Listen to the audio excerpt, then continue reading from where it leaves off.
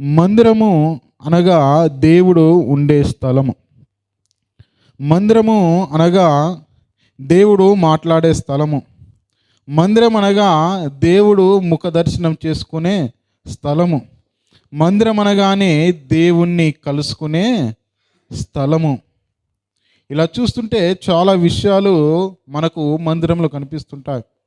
అసలు దేవుడు ఈ యొక్క మందిరాన్ని ఎందుకు ఏర్పాటు చేశాడు? ఆ మందిరంలో సంఘముగా మనం ఎందుకు కూడుకోవాలి? సంఘముగా కూడుకున్న మనము దేవునికి ఎందుకు ఆరాధన చేయాలి? ఆరాధన చేస్తున్న మనము దేవుని యొక్క వాక్కులను మనం ఎందుకు వినాలి? ఇది దేవుని యొక్క మందిరంలో దేవుడు పెట్టిన ఈ కట్టడ ఎందుకు విశ్వాసులైన మనము ఆచరించాలి, పాటించాలి అనేది మనము కొన్ని విషయాలు దేవుని యొక్క వాక్యంలో నుండి మనము చదువుకుందాం. కాబట్టి ప్రియమైన దేవుని వలన దేవుని యొక్క మందిరంలో ఎవరు ఉంటారనంటే చూడండి, కీర్తన గ్రంథము 42వ అధ్యాయము 1 నుంచి 2 వచనాలు ఒకసారి చదవండి. దుప్పి నీటి వాగుల కొరకు ఆశపడినట్లు దేవా, నీ కొరకు నా ప్రాణము ఆశపడుచున్నది. నా ప్రాణము దేవుని కొరకు తృష్ణగొనుచున్నది. ఆ జీవం గల దేవుని కొరకు తృష్ణగొనుచున్నది. ఆ దేవుని సన్నిధినికి నేనెప్పుడు వచ్చేదను? ఆయన సన్నిధి నేనెప్పుడు కనబడేదను. ఇంకా చిన్న ప్రియమైన దేవుని కోరాహు కుమారులు తెలియజేస్తున్నారు ఏంటంటే, అయ్యో దుప్పి నీటి వాళ్ళ కొరకు ఏ రీతిగా ఆశపడుచున్నాదో, ఎడారిలో ఉన్న జంతువులైన, ఎడారిలో ఉన్న పక్షులైన, ఎడారిలో ఉన్న వాటికి ఏంటంటే నీటి కొరకు చాలా ఆశగా ఉంటుంది. నీటి కొరకు ఆ నీరు ఎక్కడ కనిపిస్తుందా అని చూస్తూ ఉంటా. అందుకని ఇక్కడ నన్ను దుప్పి నీటి వాళ్ళ కొరకు ఆశపడినట్లు అంటున్నాడు. దేవా, నీ కొరకు నా ప్రాణం ఆశపడుచున్నది. ఎందుకు ఈ యొక్క ప్రాణం ఆశపడుచున్నదంటే, ఇదిగో జీవం గల దేవుని కొరకు అంటున్నాడు. జీవం గల దేవుడు. ఈ జీవం గల దేవుడు ఎక్కడ ఉంటాడనంటే, కింద మాట అంటున్నా అంటే, దేవుని సన్నిధికి నేనెప్పుడు వచ్చేదను, దేవుని సన్నిధిలో నేనెప్పుడు కనబడ. అంటే దేవుని సన్నిధి, దేవుని మందిరం అనగా జీవం గల దేవుడు ఉండే స్థలము. ఆ స్థలముకు వెళ్ళాలనే ఆశ, తపన, తృష్ణ ఎవరిలో ఉండాలనంటే ఆయనను నమ్మిన విశ్వాసులలో ఉండాలి. ఇక్కడ కోరాహు కుమారులకు దేవుని యొక్క మందిరం కొంతకాలం దూరం అయిపోయింది. కోరాహు కుమారులకు దేవుని యొక్క మందిరంలో గడిపే అవకాశం లేదు. ఎందుకంటే ఇజ్రాయెల్ చేసిన పొరపాటును బట్టి, ఇజ్రాయెల్ చేసిన పాపాన్ని బట్టి దేవుడు ఏం చేశాడంటే చెరలోనికి ఇచ్చాడు. అష్షూరు చెరకు ఇచ్చాడు, బబులోను చెరలోనికి ఇచ్చాడు. ఆ చెరలోనికి వెళ్ళిన తర్వాత అయ్యో దేవుని యొక్క మందిరంలో గడిపే అవకాశం వారికి లేదు. అలాంటి టైంలో వారు దేవుణ్ణి చూడాలి, నేను దేవుని మందిరంలో కనబడాలి, నేను జీవగల దేవుని మందిరంలో మేము గడపాలి అనే ఆశ వారికి ఎలా ఉందట అంటే, ఇదిగో దుప్పి నీటి వాళ్ళ కొరకు ఏ రీతిగా ఆశపడుచున్నదో ఇదిగో ఆ రీతిగా ఆశ తృష్ణగొనుచున్నాము. ఇలాంటి ఆశ ఇదిగో ఈ దినాన క్రైస్తవంలో ఉందా? ఇలాంటి ఆశ దేవుని యొక్క మందిరంలో గడపాలనే విశ్వాసులలో ఉందానంటే ఏమండి, లోకాశల్లోని పడిపోయి లోక సంబంధమైన పనులు పెట్టుకుంటున్నాం. ఇది నా ఆదివారం అని తెలుసు, ఆరాధన అని తెలుసు, ఆదివారము దేవుని యొక్క సన్నిధిలో గడపాలని దేవుని వాక్యం సెలవిస్తుందని తెలుసు. తెలిసినా ఏమైపోతుంది? దేవుడు ఏం చెప్పాడు? 7 దినములు మీరు కూడా అదే అంటున్నారు. 7 దినములు అనగానే 7 దినములు కష్టమే, కానీ 7 దినములు కాదు. దేవుడు చెప్పింది ఏంది? 6 దినములు కష్టం. ఒకే ఒక్క దినము అది దేవుని దినము అన్నాడు. ఏమండి చూస్తారా? ఒకసారి చూడండి, యెషయా గ్రంథంలో, యెషయా గ్రంథము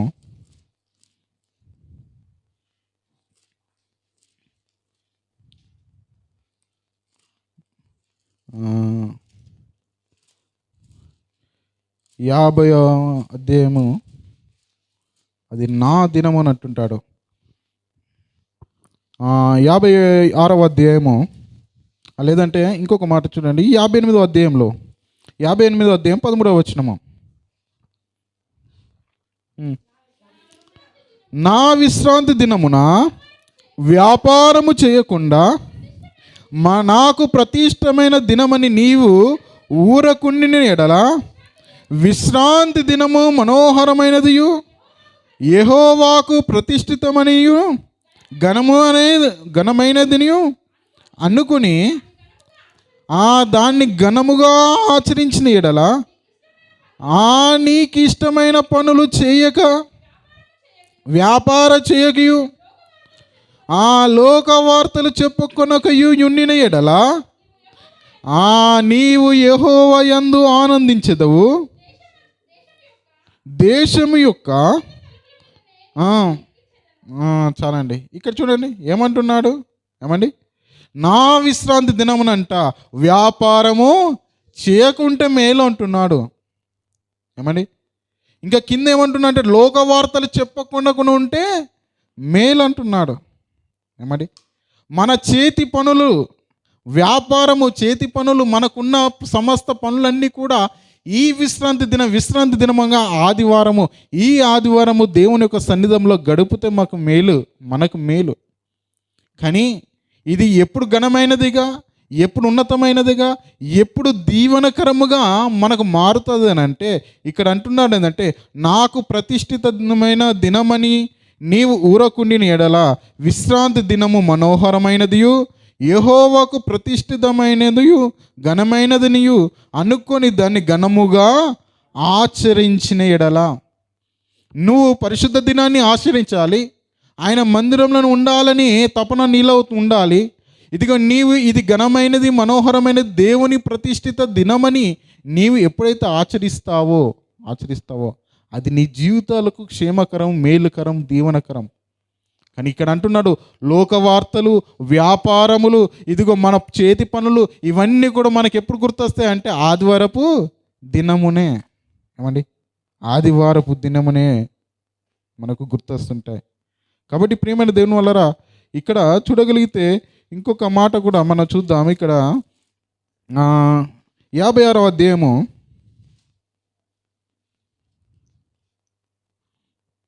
7వ వచనం ఒకసారి చదవండి. నా ప్రార్థన మందిరములో వారిని ఆనందింపజేసేదను.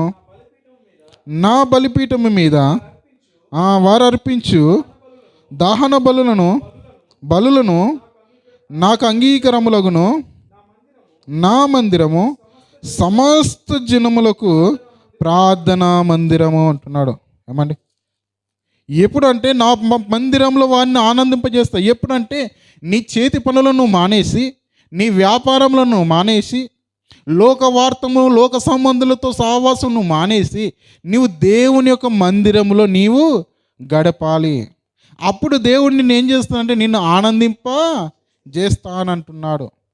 నీకు ఆనందం ఎప్పుడు దొరుకుతుంది దేవుని యొక్క సన్నిధిలో అంటే, లోకంలో ఉన్న నీ పనులు వాటన్నిటిని వదిలేసి ఇది దేవుని దినము, దేవుడు ప్రతిష్ఠిత దినమని నీవు ఎప్పుడైతే దేవుని యొక్క మందిరంలోనికి వస్తావో ఇదిగో అప్పుడు దేవుడు నిన్ను ఆనందింపజేస్తుంటాడు. కాబట్టి ప్రియమైన దేవుని వల్లరా ఇక్కడ చూడండి, దేవుని మందిరంలో ఎవరు ఉంటారంటే జీవము గల దేవుడు. దేవుని యొక్క మందిరంలో ఇంకా ఎవరు ఉంటారు చూడగలిగితే తిమోతిలకు రాసిన పత్రిక,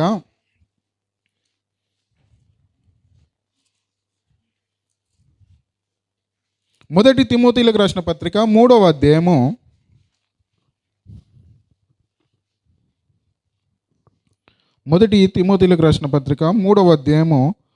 15వ వచనం నుంచి చదవండి.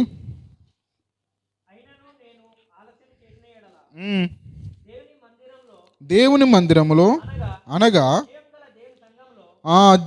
జీవం గల దేవుని సంఘములో జనులు ఎలాగూ ప్రవర్తింపవలనో అది నీకు తెలియవలనని ఈ సంగతులు నీకు వ్రాయిచున్నాను. ఇక్కడ ఏమంటున్నాడు? ఇదిగో దేవుని మందిరములో అనగా జీవము గల దేవుని సంఘము. దేవుని యొక్క మందిరం అంటే ఎవరంటే ఇదిగో ఒక దేశ రక్తంలో కడగబడి సంఘంలో చేర్చబడ్డ మనమే. దీన్ని మనం మందిరం అనుకుంటే పొరపాటు. ఇది సంఘము కూడుకునే స్థలము.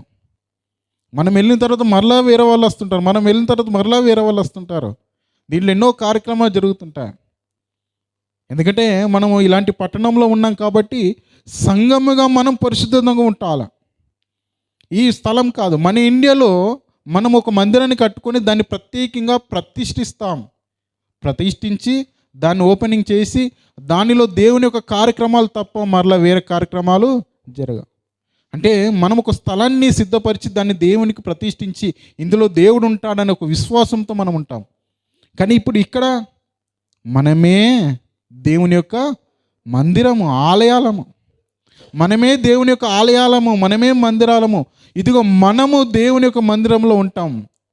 దేవుని యొక్క మందిరంలో ఎవరు ఉంటారంటే ఇదిగో జీవము గల దేవుని యొక్క సంఘంలో జనులు ఉంటారు. మండి ఇప్పుడు చూడండి, దేవుని యొక్క సన్నిధిలో మందిరంలో దేవుడు ఉంటాడు, జీవము గల దేవుడు.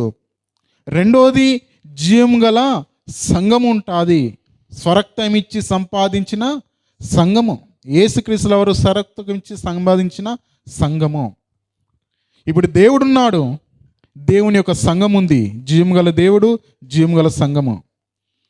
మరలా ఇంకా ఎవరు ఉంటారు మనం చూస్తే చూడండి, దానియేలు గ్రంథము 6వ అధ్యాయం 20వ వచనం ఒకసారి చదవండి. దానియేలు గ్రంథము 6వ అధ్యాయం 20వ వచనము.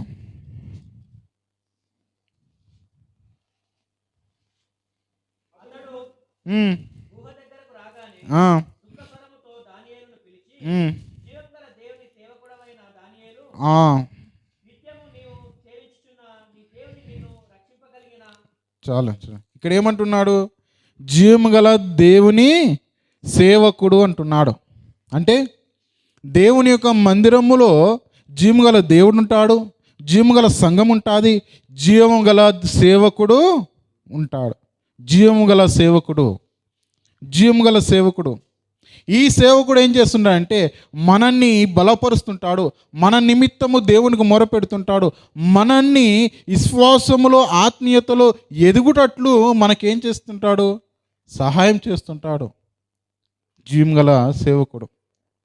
మరలా ఈ జీవము గల సేవకుడు ఏమి చేస్తాడు సంఘములో అంటే చూడండి, 1 పేతురు 1వ అధ్యాయం 23వ వచనము. 1 పేతురు 1వ అధ్యాయం 23వ వచనము.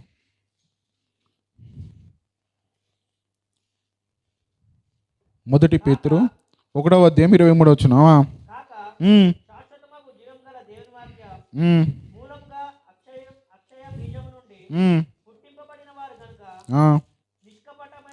నిష్కపటమైన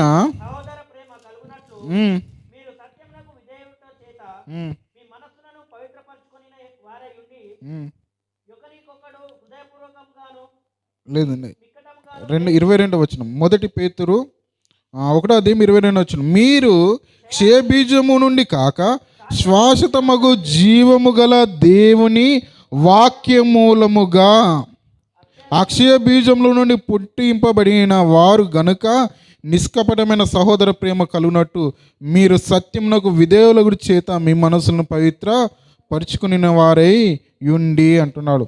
ఇక్కడ అంటున్నాడంటే జీవము గల దేవుని వాక్యము, జీవం గల దేవుని యొక్క వాక్యము, జీవం గల దేవుడు, జీవం గల సంఘము, జీవం గల సేవకుడు, జీవం గల వాక్యము.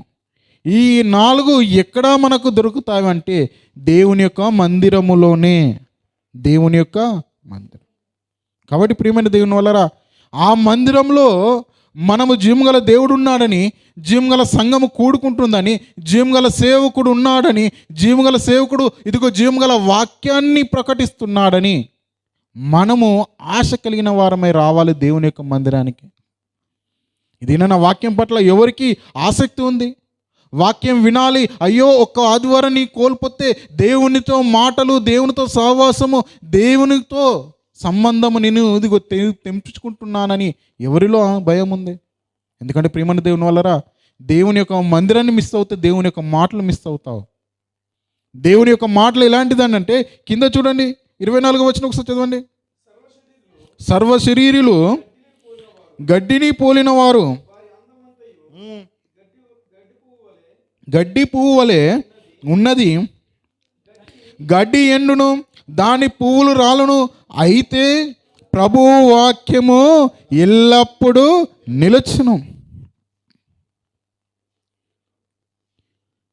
మనుషులైన వారు ఎలా ఉంటారు? కనిపించరు. గడ్డి వంటి మానవుడు అంటున్నాడు, గడ్డి పువ్వు వంటి. పువ్వు వికసిస్తుంది, సూర్యుడు రాగానే రాలిపోతుంది, వాడిపోతుంది, ఎండిపోతుంది. అది నీకు సంవత్సరాల తరబడి నెలల తరబడి అదే చెట్టు మీద అదే పువ్వు నీకు కనిపిస్తుందంటే కనిపించదు. అందుకని అంటున్నాడు సర్వ శరీరులు గడ్డిని పోలిన వారు. గడ్డి పచ్చగా ఉంటుంది, కానీ కొన్ని దినాలకు అది ఎండిపోతుంది. పువ్వు ఇదిగో రాలిపోతుంది, వాడిపోతుంది అని సెలవిస్తున్నాడు. అంటే మనుషులమైన మనము కూడా అలానే గడ్డి వంటి వారము, పువ్వు వంటి వారము. ఎప్పుడు రాలిపోతామో, ఎప్పుడు ఎండిపోతామో, ఎప్పుడు పడిపోతామో తెలియదు. కానీ ఈ లోకంలో ఒకటి ఉంది, నిత్యము నిలిచేది. ఏంటి అదంటే దేవుని యొక్క వాక్యము. ఆమేన్. దేవుని యొక్క వాక్యమే. యేసుక్రీస్తుల వారు కూడా సెలవిచ్చిన మాట ఏంటంటే భూమి గతించిన కానీ ఆకాశము గతించిన కానీ నా మాటలు గతించు. ఇది శాశ్వత కాలం ఉండేది. ఈ లోకము కానీ ఈ లోకము అంతమైపోయిన కానీ మరలా పరలోకంలో కూడా శాశ్వతంగా ఉండేదే వాక్యము. నిత్యము నిలిచేది, నిత్యము ఉండేది. అలాంటి వాక్యము పట్ల మనము ఆశ కలగాలి. ఆశ. అలాంటి మాటల కొరకే మనం వేగిరపడి రావాలి. కాబట్టి ప్రియమైన దేవుని వల్లరా ఇదిగో దేవుని యొక్క మందిరము అనగానే 4 చూసాము. ఒకటి దేవుడు, జీవం గల దేవుడు ఉండేది. రెండోది జీవం గల సంఘం ఉండేది. మూడోది జీవం గల సేవకుడు ఉండేది. నాలుగోది జీవం గల వాక్యము ఉండేది. ఇప్పుడు ఆ మందిరము ఎలాంటి స్థితిలో ఉన్నాదో మనం చూద్దాం. ఎందుకంటే ప్రియమైన దేవుని వల్ల మందిరం అనగానే 3 భాగాలు మనకు కనిపిస్తుంటాయి. మోషే గారికి దేవుడు సెలవిచ్చాడు ప్రత్యక్ష గుడారం అనే మందిరాన్ని కట్టుమని. మోషే గారు ఇదిగో దాన్ని కట్టడానికి సిద్ధపడుతున్నప్పుడు దేవుడు సెలవిచ్చాడు. ఇదిగో మందిరంలో 3 భాగాలు. ఒకటి ఆవరణము, రెండోది పరిశుద్ధ స్థలము, మూడోది అతి పరిశుద్ధ స్థలముని సెలవిచ్చాడు. ఆ 3 భాగాలతో కూడిందే దేవుని యొక్క మందిరము. వాస్తవానికి చూడాలంటే మనుషులు కూడా 3 భాగాలుగా ఉంటారు. ఒకటి శరీరము, రెండోది ప్రాణము, మూడోది ఆత్మ. మానవుని యొక్క శరీరంలో 3 భాగాలు ఉన్నట్టే దేవుని యొక్క మందిరంలో 3 భాగాలు. ఆవరణము, పరిశుద్ధ స్థలము, అతి పరిశుద్ధ. ఈ యొక్క దేవుని యొక్క మందిరములో ఇదిగో ఆ ఉన్న స్థితి ఎలాంటిదంటే ఆవరణంలో కేవలం జనులు, పరిశుద్ధ స్థలంలో కొన్ని యాజకులు, అతి పరిశుద్ధ స్థలంలో ప్రధాన యాజకుడే వెళ్ళడానికి అవకాశము. ఆవరణంలో జనులు ఉంటారు, పరిశుద్ధ స్థలంలో ఇదిగో యాజకులు ఉంటారు. ఆ యాజకుల మీద మరలా ప్రధాన యాజకుడు అతి పరిశుద్ధ స్థలంలోనికి వెళ్తుంటారు. ఇదిగో ఇది మనము కనిపిస్తున్న మోషే గారు కట్టిన ఇదిగో దేవుడు ఏర్పరచుకున్న మందిరము. అది నా గుడారంలో ఉంటే దావీదు గారు ఉన్నతమైన మందిరము దేవుని కొరకు కట్టాలని ఆశ కలిగినప్పుడు ఇదిగో సొలొమోను ద్వారా దేవుడు మరలా ఉన్నతమైన మందిరాన్ని కట్టిస్తుంటాడు. అదే 3 భాగాలుగా మనకు కూడా సొలొమోను కట్టిన దేవాలయంలో కూడా కనిపిస్తుంటుంది. ఆవరణము, పరిశుద్ధ స్థలము, అతి పరిశుద్ధ స్థలముగా మనకు కనిపిస్తుంటుంది. కాబట్టి ఇదిన కొన్ని మాటలు మనం ఏం ధ్యానించుకుందామంటే దేవుని యొక్క మందిరము ఏంటి అని అంటే మొదటిది దేవుడు ఉండే స్థలము. చూడండి ఆ సంఖ్యాకాండము 7వ అధ్యాయము, సంఖ్యాకాండము 7వ అధ్యాయము 90వ వచనం ఒకసారి చదవండి.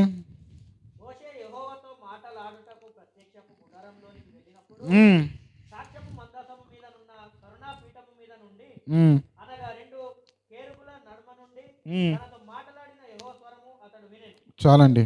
ఇక్కడ చూడగలిగితే మోషే యెహోవాతో మాట్లాడుటకు ప్రత్యక్ష గుడారంలోనికి వెళ్ళినప్పుడు అని ఉంది. మోషే గారు ఎక్కడికి వెళ్ళారంటే ప్రత్యక్ష గుడారం అనగా దేవుని యొక్క మందిరము. ఆ మందిరంలో మోషే ఎవరితో మాట్లాడడానికి వెళ్ళాడంటే, ఎవరితోనంట? దేవునితో. అంటే దేవుని యొక్క మందిరము, దేవుడు ఉండే స్థలం ఒకటైతే, ఇదిగో దేవుని యొక్క మందిరం ఏంటంటే దేవునితో మాట్లాడే స్థలము. దేవునితో మాట్లాడే స్థలం. ఏంటి దేవునితో మాట్లాడాలి అనంటే, ఇదిగో నీకున్న బాధ, నీకున్న సమస్య, నీకున్న ప్రతి అవసరత, ఇదిగో నీవు ఎక్కడ మాట్లాడాలనంటే దేవుని యొక్క మందిరంలో. ఏ రీతిగా మాట్లాడతావు అంటే ప్రార్థన ద్వారా. నీవు ప్రార్థన చేయడం ద్వారా దేవునితో మాట్లాడటం. ప్రార్థన అనగా దేవునితో మాట్లాడడం డైరెక్ట్. ఇప్పుడు నువ్వు ఫోన్ మాట్లాడుతావు, దేవా నాకు ఈ అక్కర ఉంది, దేవా నాకు ఈ అనారోగ్యం ఉంది, దేవా నాకు ఈ బాధ ఉంది, దీన్ని తొలగించు. ఇదే ప్రార్థన. ఏంటంటే దేవునితో మాట్లాడు. అది ఎప్పుడు మనకు ప్రతిఫలంగా ఉంటుంది అంటే దేవుని యొక్క మందిరంలో నువ్వు గడిపినప్పుడు. అందుకని భక్తులైన వారు చాలామంది కూడా ఎక్కువ శాతం దేవుని యొక్క మందిరంలో దేవునికి ప్రార్థన చేయడానికి వచ్చేవారు. ఒక భక్తురాలను చూస్తే అన్న దేవుని యొక్క మందిరంలో కన్నీళ్లు విడిచింది. దావీదు గారు నిత్యము దేవుని యొక్క మందిరంలో ఉండేవాడు. ఇలా చూస్తుంటే మోషే గారు కూడా దేవునితో మాట్లాడాలంటే అదిగో ప్రత్యక్ష గుడారంలోనికి దేవుని యొక్క మందిరంలోనికి వెళ్ళేవాడు. ఎందుకంటే అక్కడ దేవుని యొక్క మహిమ ప్రత్యక్షత ఉండేదని. అంటే దేవుని యొక్క మందిరం అనగానే మాట్లాడేది. మనము దేవునితో ఇంత మంచి అవకాశం ఎక్కడ ఉంటుందండి? మనము దేవునితో మాట్లాడాలి అని ఆశ కలిగి దేవుని మందిరానికి వచ్చి దేవునితో నువ్వు మాట్లాడే స్థితిలో నువ్వు ఉంటున్నావా? అని దేవుని మందిరం అనగానే మనము దేవునితో మాట్లాడే స్థలము అని నీవు గుర్తుంచుకొని, నీ అక్కర ఏదైనా, నీ బాధ ఏదైనా, నీకున్న అదిగో అక్కర, బాధ, సమస్య, నీకున్నది ఏదైనా, నీవేదైనా దేవునితో నువ్వు చెప్పు. ఈ లోకంలో నువ్వు ఎంతమందికి చెప్పినా వారు వినరేమో, ఎంతమందికి చెప్పిన వారు చెవున పెట్టేవారేమో, ఎంతమందికి చెప్పినా వారు విని నిన్ను ఓదార్చడానికి కూడా రారేమో. కానీ దేవుని యొక్క మందిరంలో నువ్వు వచ్చి దేవునితో మాట్లాడు. దేవునికి నీ యొక్క సమస్యను చెప్పుకో. దేవుడు అంటాడు నేనున్నాను అంటాడు. నేనున్నానని సెలవిస్తుంటారు. రెండవది, దేవుని యొక్క మందిరము దేవుడితో మాట్లాడేది. మొదటిది ఏంటి? దేవుని మందిరం అనగా దేవుని ఉండే స్థలము. రెండవది దేవునితో మాట్లాడే స్థలము. మనము దేవునితో మాట్లాడే స్థలం. ఇదే మందిరము. ఇంకొకటి దేవుడు కూడా మనతో మాట్లాడే స్థలం. కింది మాట చదవండి ఇదే వచనంలో.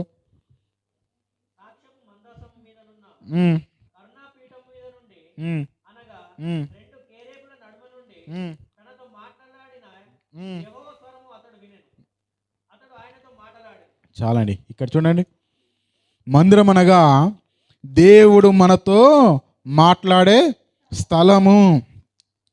ఇదిగో యెహోవా స్వరము అతడు వినెను అంటున్నాడు. మోషే గారు యెహోవా స్వరం ఎక్కడ విన్నాడు? దేవుని యొక్క మందిరములో. అంటే దేవునికి మనం మొరపెట్టవచ్చు, దేవునికి మనం మాట్లాడే స్థలముగా మందిరం కనిపిస్తుంది. ఇదే చోట దేవుని యొక్క స్వరం కూడా మనము వినగలుగుతాము. అంటే దేవుడు కూడా మనతో మాట్లాడే చోటు. దేవుడు ఎలాగా మాట్లాడతాడంటే, ఇదిగో దేవుడు తన వాక్యం ద్వారా మాట్లాడతాడు. దేవుడు తన వాక్యం ద్వారా మనల్ని బలపరుస్తుంటాడు, మన ధైర్యపరుస్తుంటాడు, మన ఆదరిస్తుంటాడు. ఇది దేవుడు మాట్లాడే స్థలము. స్థలము.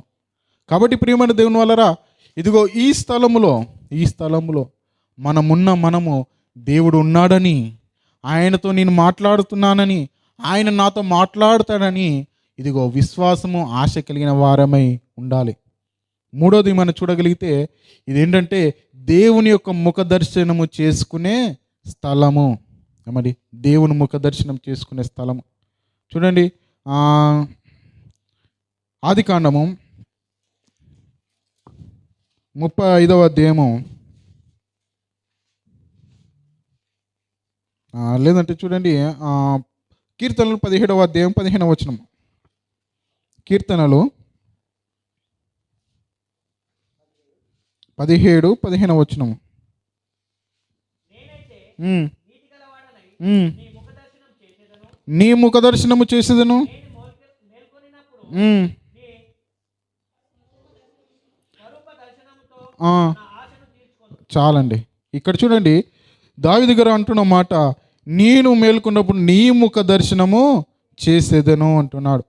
అంటే దేవుని యొక్క సన్నిధి ఏంటిది అని అంటే, దేవుని యొక్క ముఖ దర్శనము చేసే చోటు. దర్శనం, దేవుని యొక్క ముఖ దర్శనం.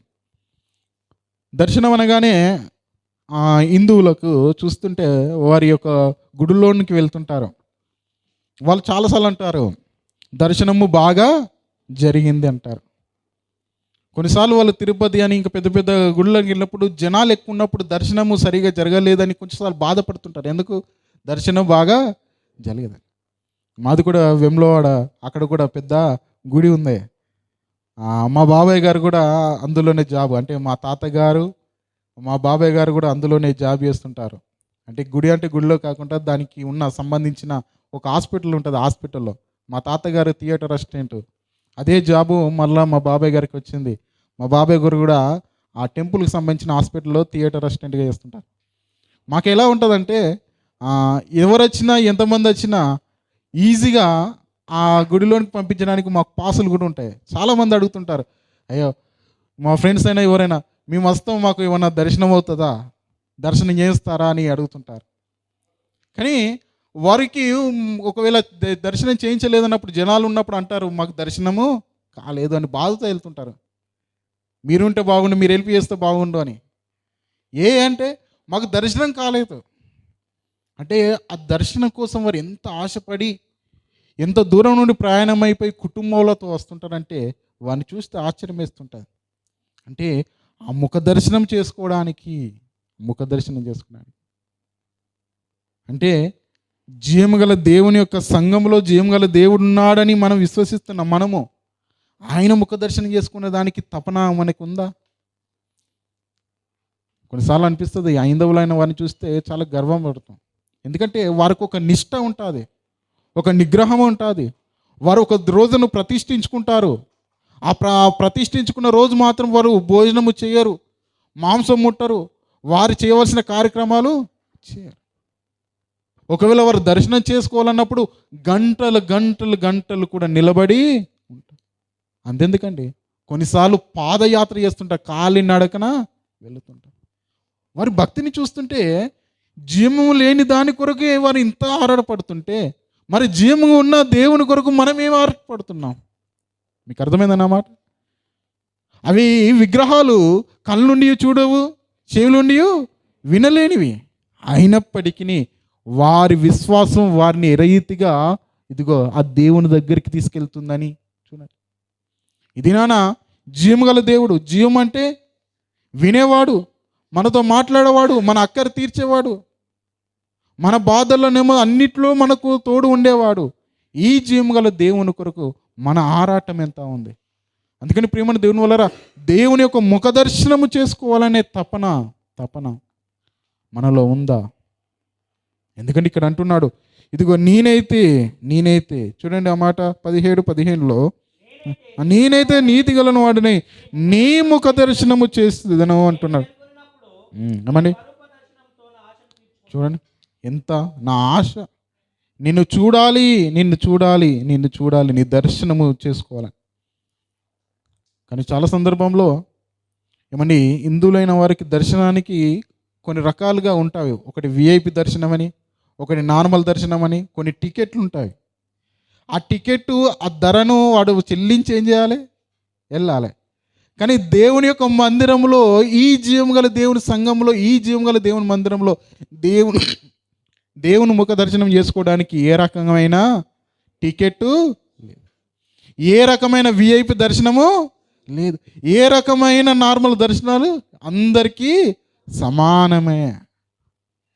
అంటే ఈ దేవుని దర్శించుకోవడానికి, ముఖ దర్శనం చేసుకోవడానికి ఇదిగో ఎవరు కూడా ఏమంటే ఎత్తు పెద్దలు చిన్నతనం అనేది నువ్వు గొప్ప నేను గొప్ప అనేది లేదు, అందరికీ సమానమే. ఎలాంటి వేళ చెల్లించవలసిన అవసరత లేదు. ఒకవేళ అలాంటిది టికెట్ పెట్టి రండి అని అంటే మనం వస్తారా? బస్సు పెట్టాలి, కారు పెట్టాలి, ఏమండి, ఫ్రీగా దేవుని యొక్క మందిరంలో గడుపుకునే అవకాశం అందరికీ ఇయ్యాలి. అయినా ఇప్పుడు అదే చూడండి, బయట హిందూ టెంపుల్లలో టికెట్లు, ఏమండి, గేటు దగ్గర టికెట్ ఉంటేనే లోపలికి, అది 1000 అయినా 2000 ఎంతైనా వాటి చెల్లించడానికి రెడీ ఉంటారు. రెడీ అంటే ఎవరికి ఒక ఆశ, దర్శనం చేసుకోవాలి, దర్శించాలి అనే ఆశతో ఎంతైనా కడతారు. కానీ ఇక్కడ దేవుని యొక్క మందిరంలో ఎవరైనా దర్శించుకోవచ్చు, ఆయన మాటలు వినొచ్చు, ఆయనతో మాట్లాడచ్చు, ఆయనతో గడపచ్చు. అయినప్పటికీ రావడానికి బద్ధకం. బస్సులు పెట్టినా, కారు పెట్టినా, వచ్చిన తర్వాత మీకు నీళ్ళు ఇచ్చినా, మీకు ఇదిగో స్నాక్స్ ఇచ్చినా, భోజనాలు ఏర్పాటు చేసినా, ఇన్ని చేసినా మరలా దేవుని మందిరం రావాలంటే ఏమండి, అంటే ప్రియమైనది, దేవుని మందిరం మీద అవగాహన లేక, దేవుని మందిరం అంటే ఏంటనేది తెలియక ఉంటే ఇదిగో ఇలాంటి స్థితి. కాబట్టి ప్రియమైన దేవుని వాళ్ళారా, దేవుని యొక్క మందిరంలో మనము ముఖ దర్శనం చేసుకోవడానికి రావాలి. మరి దేవుని యొక్క మందిరంలో ముఖ దర్శనం ఎవరెవరికి అవుతుందో చూడండి ఒకసారి. మత్తయి సువార్త 5వ అధ్యాయము,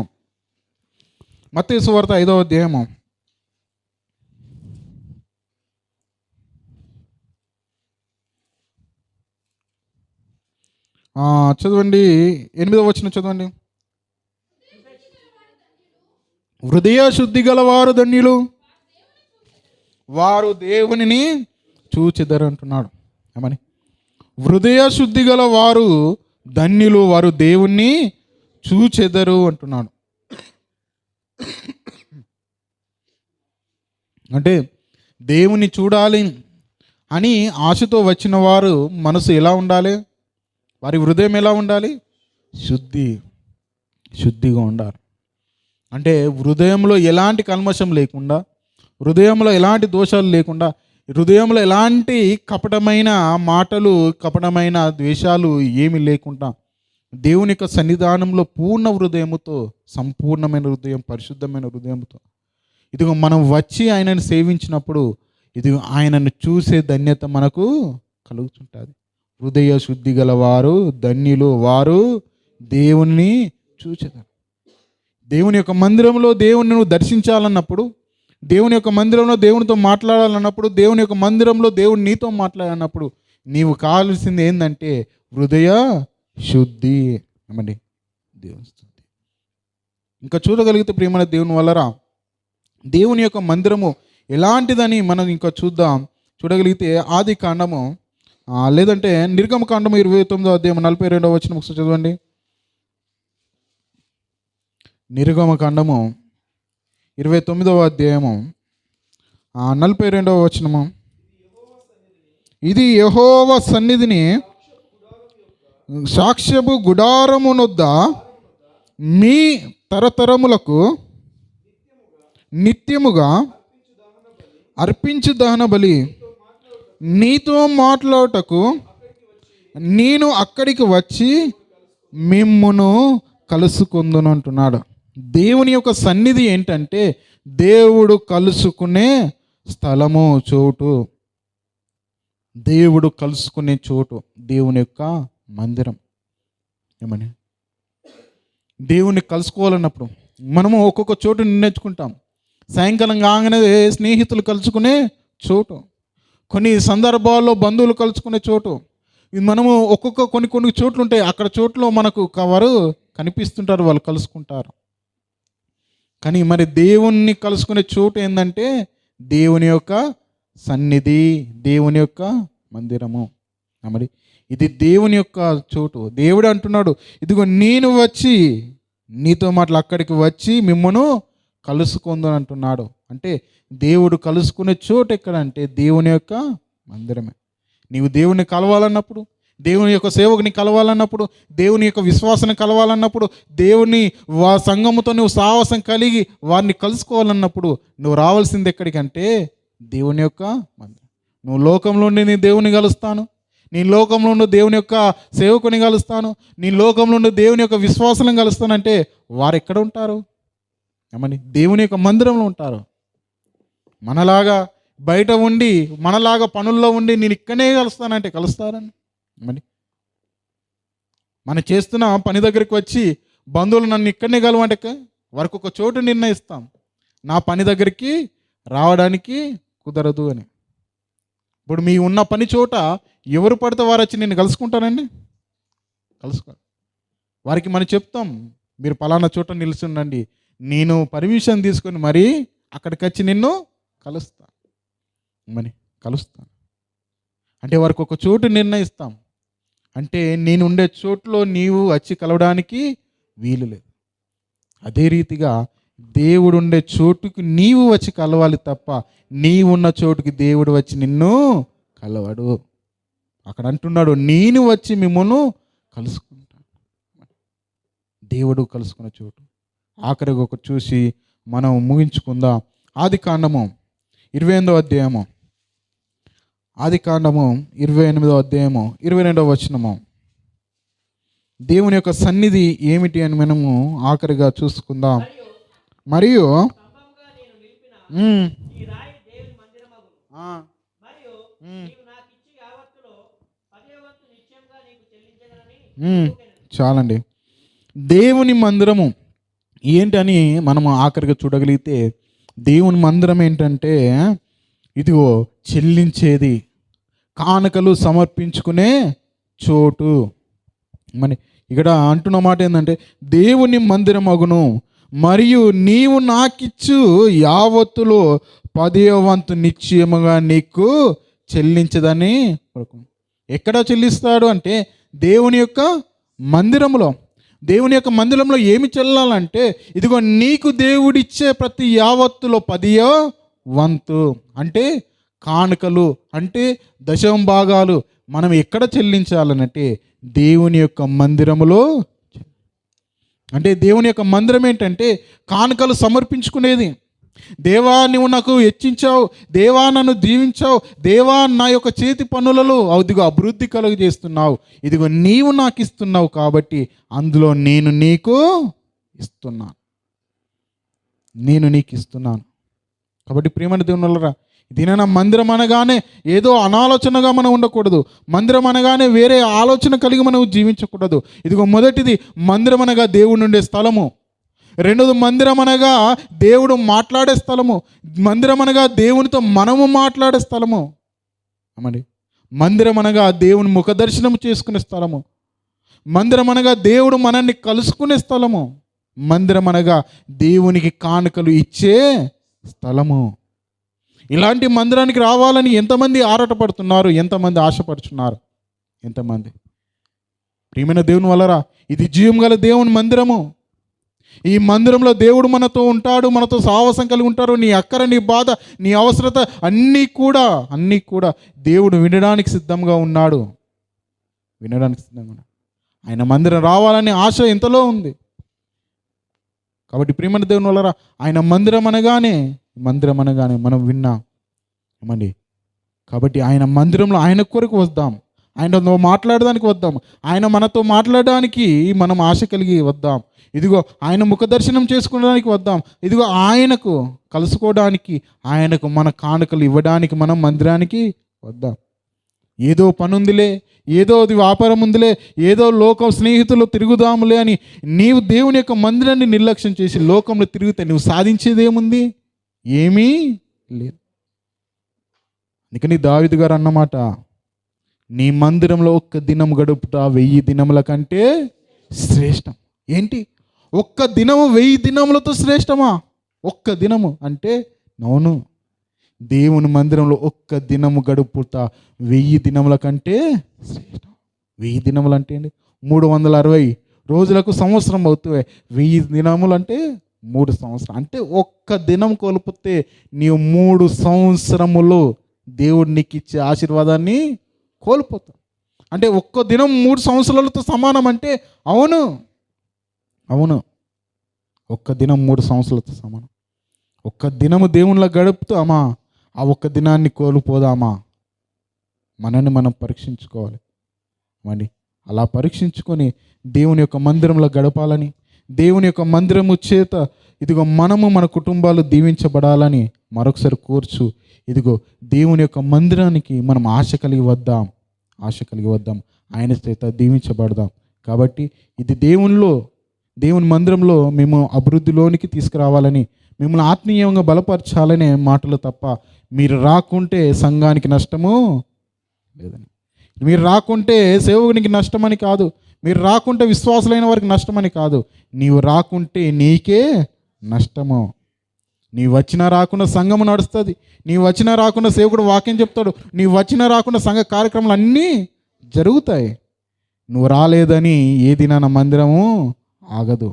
కాబట్టి నీ వలన ఇదిగో సంఘానికి నష్టం ఎప్పుడు లేదు, కానీ నీ వలన నీకే నష్టము. కాబట్టి ఆ నష్టంలోనికి నీవు వెళ్ళాలన్నప్పుడు ఇదిగో నీవు దేవుని యొక్క మందిరానికి ఖచ్చితంగా రావాలి. ఇదిగో నీవు ఆ నష్టాలలోనికి వెళ్ళాలని అనుకున్నప్పుడు అది నీ చేతులు ఉంది, రావడమా రాకపోవడం. కాబట్టి మీరు ఆత్మీయంగా బలపడాలని మరొకసారి మిమ్మల్ని అందరినీ కూడా కోరుచు నా మాటలు ముగిస్తున్నాను. దేవుడి యొక్క మాటలు మన వినికిడిలో దీవించునుగాక. ఆమేన్.